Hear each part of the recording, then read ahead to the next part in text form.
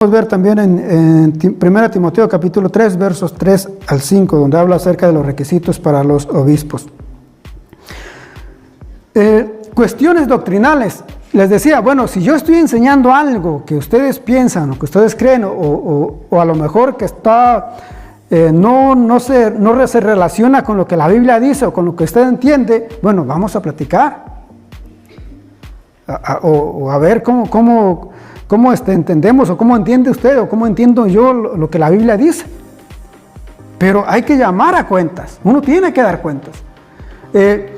Hoy mientras acaba la enseñanza, estaba escuchando a un pastor de Costa Rica y él decía de que hay una iglesia muy grande o había una iglesia muy grande en Costa Rica y dice de que pues era una iglesia, digamos, como cualquiera, enseñando, predicando las doctrinas de la Biblia, pero dice que de repente el pastor empezó a enseñar cosas, empezó a judaizar a la iglesia, hablar acerca de las fiestas del Antiguo Testamento, empezó a hablar en hebreo o empezó con cosas raras el pastor. Y dice de que la iglesia o la mayoría o todos los de la iglesia, en lugar de que se salieran, todos se quedaron ahí, apoyando al pastor. Aunque el pastor estaba enseñando cosas que quién sabe dónde las agarró. Pero como no había alguien que se levantara y le dijera, o a lo mejor los líderes no estaban preparados o no le querían decir, o eran sus amigos o no sé. Pero esa iglesia dejó de predicar lo que la Biblia enseñaba y empezó con el sábado y las lunas y cosas raras. Y ahí dice él que ahí está la iglesia. Por eso la importancia de los diáconos, lo que los diáconos necesitan saber. No toquen al ungido. Hace unos días comentaba un poco sobre esto. Y algo que estaba pensando mientras hacía esta enseñanza es de que muchas veces a mí me toca doble, porque o me toca aquí o me toca allá, por donde sea recibo yo, o me toca estando aquí predicando o me toca estando allá. Y por lo mismo, porque hay gente que cree que uno lo sabe todo, o que uno es muy santo, y no se acerca a uno, o tiene miedo de decirle algo a uno. Y algo que comentaba yo en Facebook es este pasaje que muchas veces se saca de contexto. No toquen al ungido. Y esto muchas veces se usa como una barrera solamente para no hablar de los líderes, para no criticar a los líderes. Cuando uno se va al contexto, cuando uno se mete a estudiar por qué lo dijo, quién lo estaba diciendo, a quién se lo dijo, cuándo se lo dijo, uno se da cuenta de que no tiene nada que ver con lo que uno cree, con lo que uno piensa. Por ejemplo, Salmos 105, versos 13 al 15, ahí habla. A ver si hermana, si me puede leer este pasaje. Salmos 105, versos 1 y 2, si no estoy mal.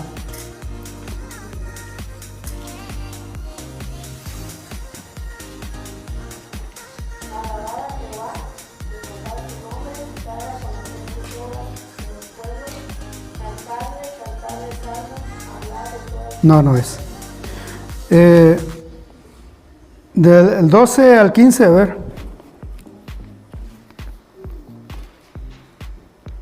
Ahí mismo. Ellos eran pocos en número y forasteros en ella, y andaban de nación en nación, de un reino a otro pueblo. Hablando del pueblo de Israel. Sí.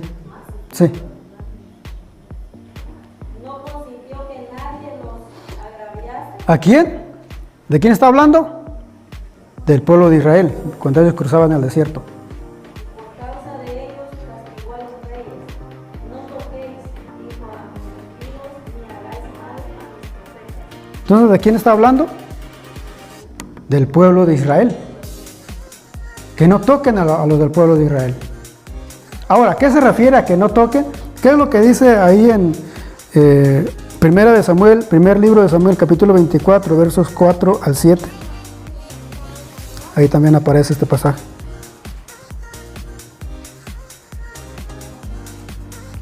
Primer libro de Samuel, capítulo 24, versos 4 al 7.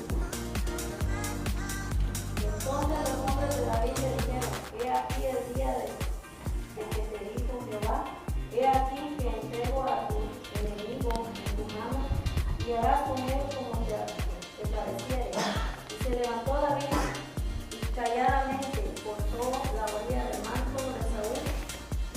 Después de eso se turbó el corazón de David, porque había cortado la orilla del manto de Saúl.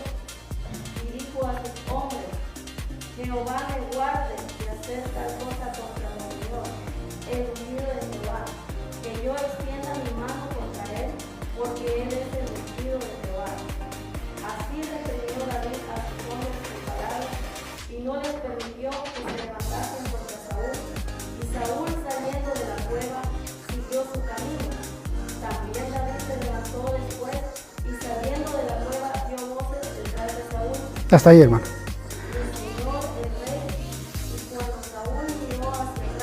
Hasta ahí, hermano. Está bien. Está bien, gracias.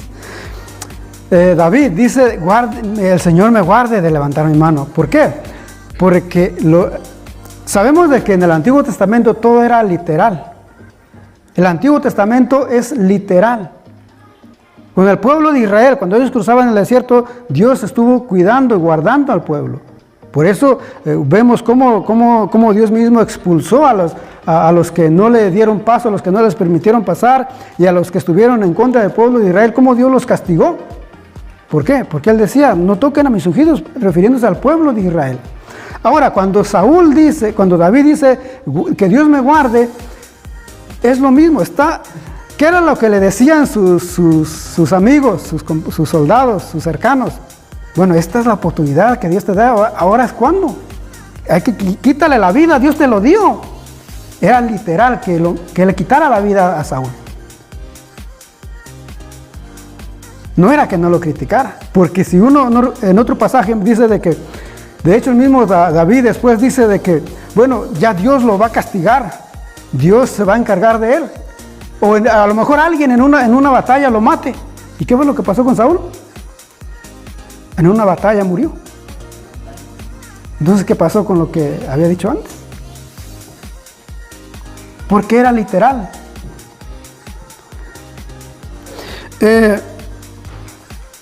Falsos ungidos. Esto trae problemas muchas veces. Y digo, ¿por qué es importante? ¿Por qué se me hizo importante esto? Y más dentro de los líderes o del diaconado, más que nada. Porque les mencionaba acerca de este pastor allá en Costa Rica, pero la misma Biblia dice que van a venir falsos maestros, falsos profetas, falsos pastores, falsos apóstoles. Pero si uno dice, no toquen al ungido, bueno, entonces, que ellos enseñan y digan lo que quieran, lo que hagan. Porque no hay que tocar al ungido. Pues entonces que ellos enseñan lo que quieran. Que cada quien venga y diga cualquier cosa. Pero la misma Biblia dice de que se levantarán falsos maestros, amadores de sí mismos, que no van a perdonar al rebaño, dice. Van a venir lobos, ovejas vestidos ahí camuflajeados. Pero ¿qué hay que hacer con ellos? No hay que decirles nada. Son ungidos, son los ungidos, son los enviados, son los Cristos. ¿Ve cómo a veces contradecimos lo que la Biblia nos manda?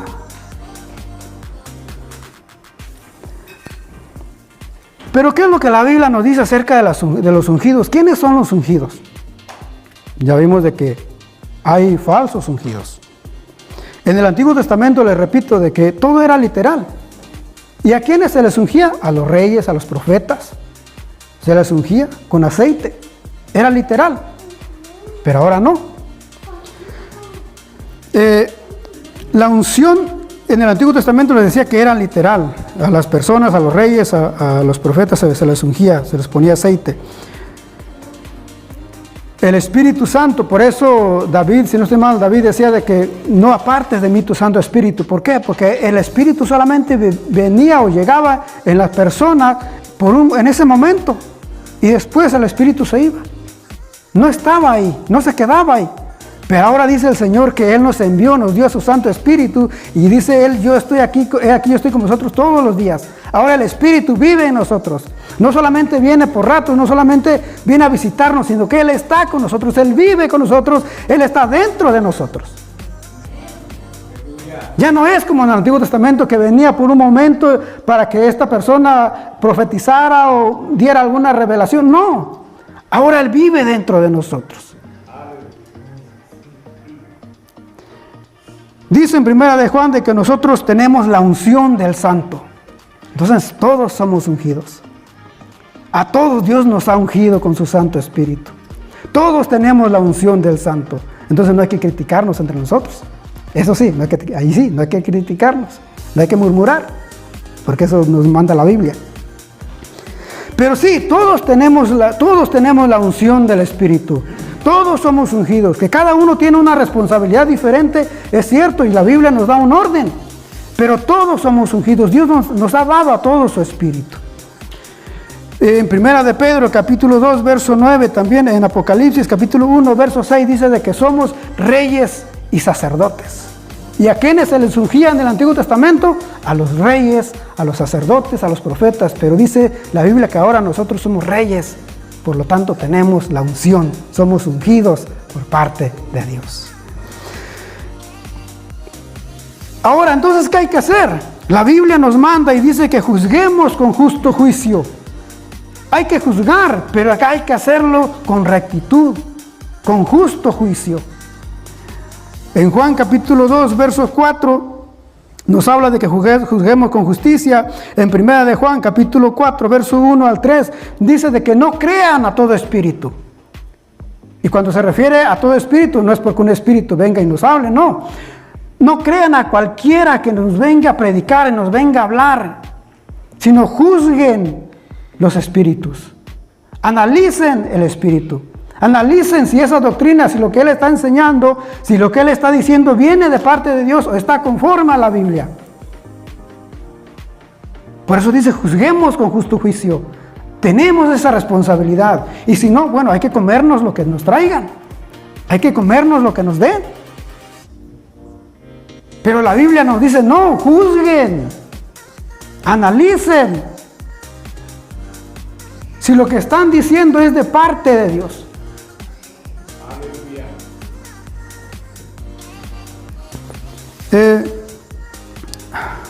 Perdón, hermanos, que se me fue el tiempo.